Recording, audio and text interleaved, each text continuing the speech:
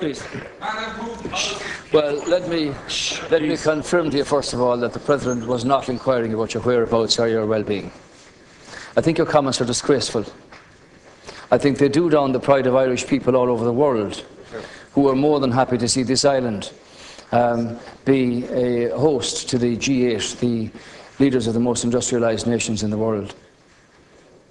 And for you, Deputy Daly, to stand up here and criticise the American President for giving a continuation of support for a fragile peace process in Northern Ireland, where over 3,000 people lost their lives over 30 years, is a disgraceful do-down. And if you represent those people on the back line over there, if that's the kind of comment that you intend to make, well, then it's beneath you, actually. Even those of your predecessors in their brilliance never matched what you've just said here.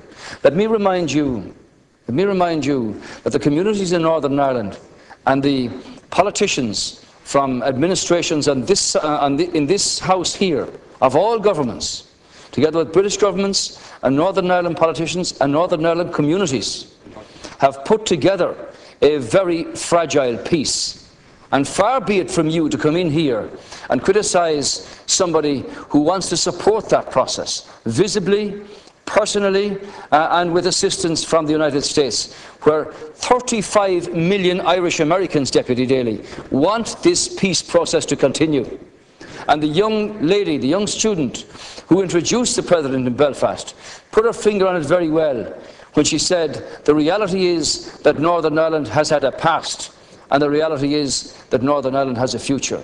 And that future, Deputy Daly, is one where peace in communities and across communities should abound. And it's beneath you to say that the American President should not be a party to keeping that process alive and visible. Insofar as the discussion on Syria is concerned, there was a serious discussion at the G8 summit with the members of the G8 themselves. I'm not sure whether you favour the Russian intervention here or whether you favour what the European Union put forward. While there was division among the countries in Europe about the lifting of the arms embargo, Ireland took a very clear position on this, which was articulated by the Taoiseach, that the embargo should not be lifted.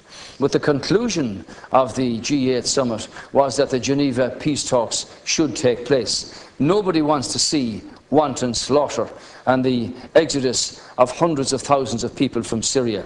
And far from a warmongering discussion, the situation here is, what can you do to bring about discussions and negotiations that will restore, in the first instance, peace to this situation, and in the second instance, a structure that will allow Syria to continue in the time ahead without the obscenities and the humanitarian crisis that we've witnessed in the last 2 years. Deputy Daly, 1 minute. Please. Yeah. 1 minute, Deputy.